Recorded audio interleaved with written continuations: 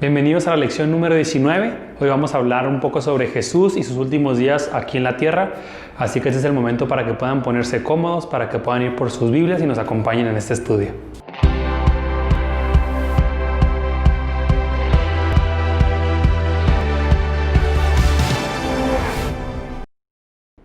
Durante el tiempo de Jesús, la primera potencia mundial y la nación dominante era el Imperio Romano.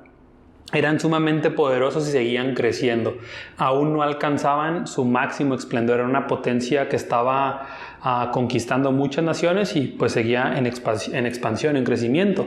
De hecho, unos pocos años antes de que naciera nuestro Señor Jesucristo, Roma había pasado de ser república a convertirse en imperio, donde el poder se centraba en una sola persona. Y en este caso su nombre es Tiberio César, era el gobernante supremo de Roma, y esto lo podemos ver en Lucas 3:1. Y una característica del Imperio Romano es que cuando conquistaban una nación, obviamente pasaban a ser parte del territorio, pasaban a ser parte del imperio, en este caso hablando de la nación de Israel, pero no se convertían en ciudadanos romanos y eran supervisados por autoridades romanas y con algunas restricciones del imperio. Ellos podían seguir llevando a cabo sus fiestas o podían seguir viviendo conforme a su cultura y costumbres, pero debían de reconocer al César, a esta máxima autoridad, como la máxima autoridad. Debían de reconocerlo como la máxima autoridad del mundo, porque era una potencia que dominaba en todo el mundo, el territorio conocido en ese momento, y debían pagar sus impuestos y tributos al imperio. Es decir, la nación israelita estaba totalmente dominada por el imperio romano en cuanto a todo lo que tenía que ver con política, todo lo que tenía que ver con impuestos, pero eran libres de seguir yendo al templo, eran libres de seguir adorando a su Dios siempre y cuando reconocieran al César como una autoridad suprema, una autoridad superior. Podían seguir yendo a la sinagoga y podían seguir congregándose en el templo en Jerusalén y seguir llevando a cabo sus fiestas anuales. Y obviamente, si algo detestaba el Imperio Romano era cualquier levantamiento o cualquier intento de independizarse del yugo del imperio. Cualquier levantamiento por parte de los judíos, ya que los judíos también tenían una mala fama, tenían fama de ser muy revoltosos en el imperio, cualquier levantamiento sería destruido de raíz y serían pues aplastados a la primera. Esta es la situación en la que nuestro Señor Jesús está haciendo o está llevando a cabo su ministerio terrenal. Está haciendo muchos milagros en medio de este contexto, está haciendo muchas señales que están demostrando que verdaderamente Él es el Hijo de Dios, que Él es el Mesías prometido. Y Jesús a este punto había alcanzado mucha popularidad. Se convirtió en una figura pública, en una figura de autoridad. Y estoy seguro que si en ese tiempo hubieran existido redes sociales, Él sería la persona con más likes, el más tagueado, el más buscado, con más seguidores. Con todo se había convertido muy, muy popular en medio de los judíos por todas las señales y milagros que había hecho. Era algo extraordinario, era algo sorprendente ver a Jesús en la tierra sanando gente, echando fuera demonios, resucitando a Lázaro unos capítulos atrás. Así que había alcanzado mucha fama y algunos de los judíos estaban planeando o querían hacerlo rey, pues veían en Jesús una oportunidad para por fin ser liberados del imperio romano, del yugo del imperio romano. Veían a Jesús como un líder que podía liberarlos. Y obviamente a través de Jesús o de convertir a Jesús en rey, querían que se les devolviera su independencia, su libertad y volver a tener poder y dominio como en el tiempo del espléndido rey David, en ese tiempo en que fue pues como el apogeo, ¿no? del imperio, de la nación de Israel, mientras estaba el rey David. Así que ellos soñaban con volver a esos tiempos de gloria, de abundancia, de independencia.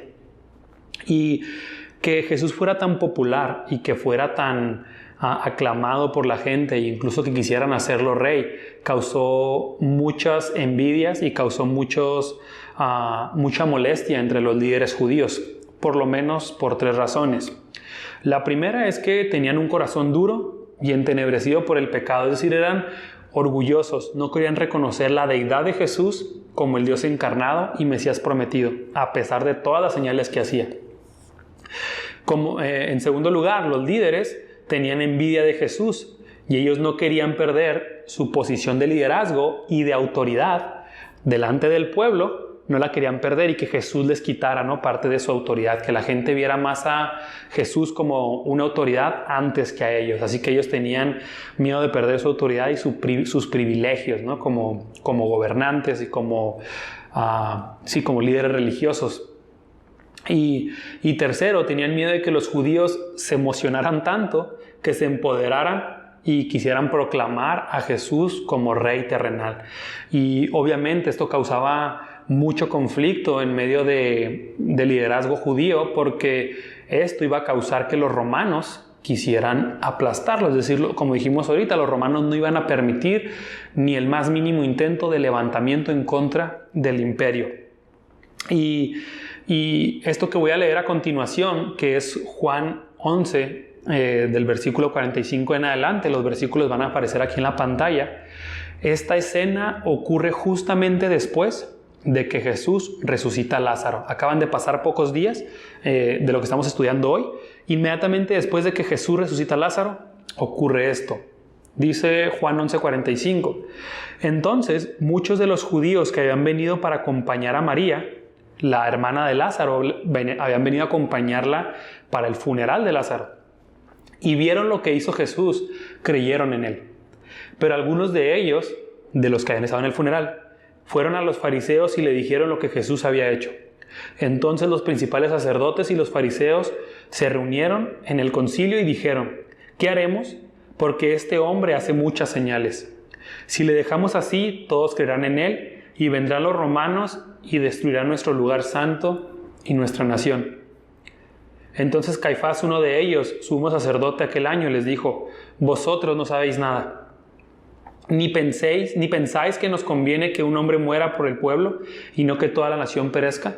Estaban proponiendo que era mejor callar a Jesús en lugar de que los romanos destruyeran a la nación y destruyeran el templo y pues todo lo que tenía que ver con sus costumbres religiosas y políticas. Versículo 53, voy a saltar hacia el 53, dice: así que desde aquel día acordaron matarle. Este fue el punto crítico en el que los judíos vieron la necesidad, o los líderes judíos vieron la necesidad de matar a Jesús. Tenían miedo, tenían orgullo, tenían envidia y querían deshacerse de él a como fuera. No importaba que tuvieran que matarlo, pero ellos querían deshacerse de él. Y es muy curioso que los mismos líderes religiosos, los que decían amar a Dios, fueran los primeros en tratar de ocupar el lugar de Dios, decidiendo quién vive y quién no. Y eso es lo que estaban haciendo los líderes judíos. Sin lugar a dudas tenían un corazón duro, un corazón entenebrecido, y no querían para nada someterse a la deidad y a la autoridad de Jesús. En Marcos 11 y en Juan 12 encontramos un relato llamado la entrada triunfal de Jesús a Jerusalén, donde la nación ya empieza a gritar y a proclamar a Jesús públicamente como rey. Leo Marcos 11, versículos 9 y 10. Dice: tanto los que iban delante como los que iban detrás gritaban: Hosana, bendito el que viene en el nombre del Señor. Bendito el reino venidero de nuestro padre David, Hosana en las alturas. Aquí la tensión entre los líderes judíos y su miedo de que el imperio romano hiciera algo, obviamente se disparó. La gente públicamente ya está emocionada, ya están gritando y queriendo hacer rey político, un rey físico terrenal, a Jesús. Y obviamente esta entrega triunfal pone muy en alerta a los líderes judíos e incrementa su odio y envidia por él. Pero en esto, y como en muchas otras cosas, los oponentes de Jesús lo juzgaron mal una vez más. Estaban equivocados una vez más. Habían malinterpretado el propósito de Jesús en la tierra. Jesús no estaba entrando a Jerusalén para iniciar una revuelta. Jesús estaba entrando para entregar su vida, para rescatar aquella humanidad que le había dado la espalda a Dios, aquella humanidad que se había perdido de su propósito, que era caminar en este mundo en comunión con Dios, a causa del pecado que cometieron Adán y Eva, y ese pecado que hemos heredado. Estamos separados de Dios, y Jesús vino a buscarte, vino a mostrar su amor por medio de encarnarse y buscarnos y venir a salvarnos a ti y a mí y a todas aquellas personas que depositen su fe en Jesús. Jesús no es un revolucionario. Jesús no quería causar una revuelta o una división. Jesús estaba entrando a Jerusalén en ese camino para entregar su vida. 2 Corintios 5:21, y lo voy a leer de la NTV porque creo que nos ayuda así de forma general a entender mejor el versículo. Dice: pues Dios hizo que Cristo, quien nunca pecó, fuera la ofrenda por nuestro pecado, para que nosotros pudiéramos estar en una relación correcta con Dios por medio de Cristo. Dios estaba enviando a Jesús y para esto, para que Él ofreciera voluntariamente su vida para hacer una ofrenda por el pecado, para ofrecer su vida como paga por el pecado. Jesús estaba entrando a Jerusalén a entregar su propia vida como ofrenda por nuestro pecado, para satisfacer la justicia y la ira de Dios que tú y yo merecíamos sobre nuestra vida. Y no sé si puedan ver lo que está ocurriendo. Lo que está pasando es que Dios nos está salvando de Dios mismo. Claro que el sacrificio de Jesús nos libera de la esclavitud a Satanás, pero Satanás no es el juez justo que nos va a condenar por no creer en Jesús. Satanás no es el rey de este universo. El juez justo y rey de este universo es Dios mismo. Así que al final, quien decida quién va a ir al cielo y quién va a ir al lago de fuego es Dios. Y Él ha prometido que todos aquellos que han depositado su fe en Jesús van a heredar la vida eterna y van a estar con Él por la eternidad. Pero todos los que han rechazado a Jesús como el Mesías, como el Hijo de Dios, la segunda persona de la Trinidad, el que dio su vida por nosotros, todas esas personas que lo han rechazado van a ir al lago de fuego junto con Satanás por la eternidad. Así que Dios, al enviar a su Hijo, nos estaba salvando de Dios mismo, de la justicia y de la ira de Dios que tú y yo merecíamos. La aplicó sobre Jesús para salvarnos, para rescatarnos y restaurar nuestra relación con Él. Así que la entrada de Jesús a Jerusalén no es una declaración de guerra contra el Imperio Romano, más bien es una declaración de derrota a la muerte, al pecado y a Satanás. Es una declaración de lo que Jesús venía a hacer, a derrotar a la muerte, a derrotar al pecado, a derrotar a Satanás para siempre. Y en esta lección estamos viendo los últimos días de Jesús antes de ir a la cruz, así que me gustaría que viéramos lo que ocurre en Marcos 14, la Santa, hablando de Jesús cuando instituye la Santa Cena. Por razones de tiempo es muy difícil ver todos los capítulos, así que los invito a que en casa puedan leer desde el capítulo 11 hasta el capítulo 15, que es más o menos lo que superficialmente estamos viendo hoy. Los líderes judíos ya no pueden esperar más. Jesús acaba de hacer su entrada triunfal. El pueblo está vuelto loco, quieren proclamarlo rey. Judas, uno de los 12 discípulos, a cambio de dinero, se ofreció para formar parte del complot para atrapar a Jesús. Urge matar a Jesús y tienen que hacerlo ya. ¿Por qué? Porque las cosas están escalando mucho de nivel. La gente se ha emocionado mucho, se están alborotando. Viene la fiesta de la Pascua. Muchos judíos que están dispersos alrededor de Jerusalén van a bajar. Así que ahorita los ánimos y el nacionalismo judío está todo lo que da. Están emocionados y se está poniendo la situación muy peligrosa. Así que los líderes judíos deciden apresurar las cosas. Jesús después de su entrada triunfal, se va con sus discípulos a celebrar la Pascua, la fiesta más importante de los judíos, porque en esta fiesta celebran cuando Dios, con mano poderosa, los rescató de la esclavitud de Egipto. Recuerdan aquella ocasión en que Dios les dice que pongan que maten un cordero, que pongan la sangre en el marco de la puerta y que el ángel de la muerte va a pasar y va a reclamar la vida de los primogénitos, de todos aquellos primogénitos que no estén cubiertos por la sangre del cordero. Así que está Jesús con sus discípulos recordando esto, celebrando esta fiesta, y en medio de eso Jesús instituye la Santa Cena y instituye el nuevo pacto, y lo voy a leer a continuación. Voy a leer nada más Marcos 14, versículos del 22 al 25. Dice: mientras comían, Jesús tomó el pan y lo bendijo. Luego lo partió y se lo dio al tiempo que decía: tomen, esto es mi cuerpo. Después tomó la copa y luego de dar gracias, se la dio y todos bebieron de ella. Les dijo entonces: esto es mi sangre del pacto que por muchos es derramada. De cierto les digo que no volveré a beber del fruto de la vid hasta el día en que beba el vino nuevo en el reino de Dios. Jesús instituye la celebración de la Santa Cena como un reemplazo de la celebración de la Pascua. Porque con la muerte de Jesús se hace una transición donde el antiguo pacto, el Antiguo Testamento, proponían alcanzar la bendición de Dios por medio de obedecer la ley.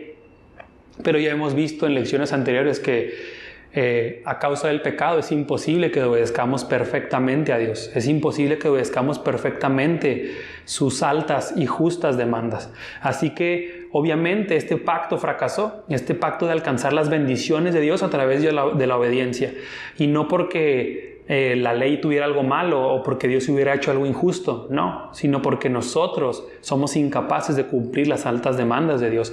Y este nuevo pacto propone, o más bien instituye, un pacto de gracia. Jesús, al ser perfecto, al ser el Hijo de Dios, no sé si recuerdan aquella ocasión en que está siendo bautizado y el cielo se abre y se deja oír la voz del Padre que dice: este es mi Hijo amado y todo lo que Él hace me complace. Jesús es el Hijo de Dios, es el perfecto. Jesús es el único que obedeció perfectamente la ley de Dios.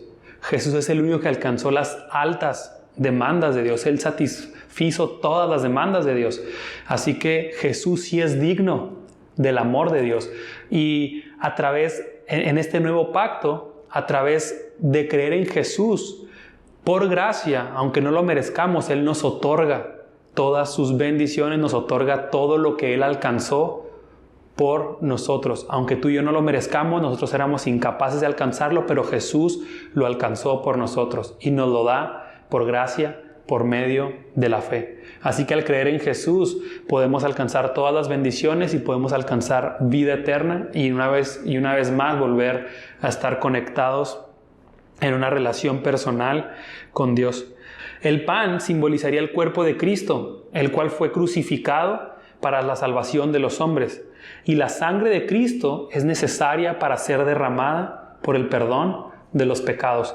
En Hebreos 9:22 hay un versículo muy famoso que dice: según la ley, casi todo es purificado con sangre, pues sin derramamiento de sangre no hay perdón de pecados. Sin derramamiento de sangre no hay perdón. La Pascua celebra la liberación de Israel de la esclavitud de Egipto. Pero la Santa Cena es reemplazada por la Pascua y celebra algo muchísimo más grande.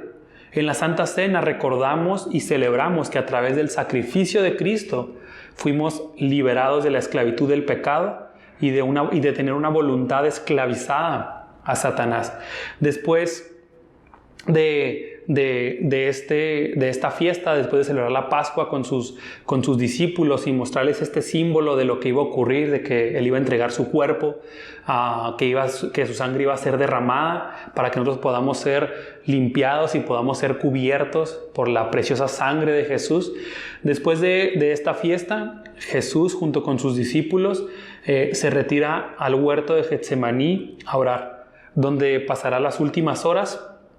Va a pasar sus últimas horas orando en comunión con el Padre, fortaleciéndose antes de ser arrestado y traicionado por Judas y ser arrestado por las autoridades judías, para ser llevado al juicio más injusto de toda la historia de la humanidad, donde nuestro Señor y Salvador Jesucristo, el inocente, sería tratado como el más vil de los pecadores.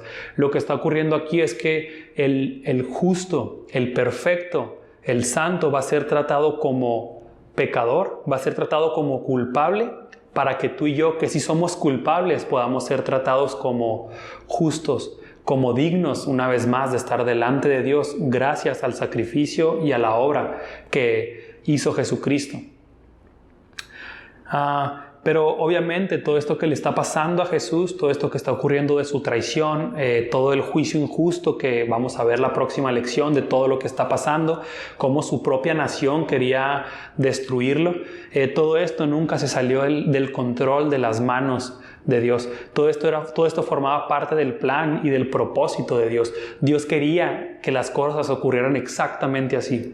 Dios es un Dios soberano y Él estaba permitiendo y planeando que todo saliera así, porque era necesario que Jesús fuera clavado en una cruz. Era necesario que Jesús, que era inocente, fuera tratado como culpable, porque Jesús, al ser Dios mismo, era lo único que era aceptable por Dios para pagar nuestra deuda. Voy a leer para concluir Hechos 4, versículos 27 y 28. Dice así: es un hecho que Herodes y Poncio Pilato, junto con los no judíos y el pueblo de Israel, se reunieron en esta ciudad en contra de tu santo Hijo y ungido Jesús, para hacer todo lo que por tu poder y voluntad ya habías determinado que sucediera. Todo este complot ya estaba previsto, ya estaba predeterminado por Dios para que ocurriera exactamente como ocurrió. Así que esto no se ha salido del control de Dios. Todo esto ocurre con el único propósito de que tú y yo podamos ser salvados, demostrar la gloria de Dios, demostrar su carácter, mostrar su gracia, mostrar su misericordia y mostrar su amor hacia una nación y una humanidad que le había dado la espalda.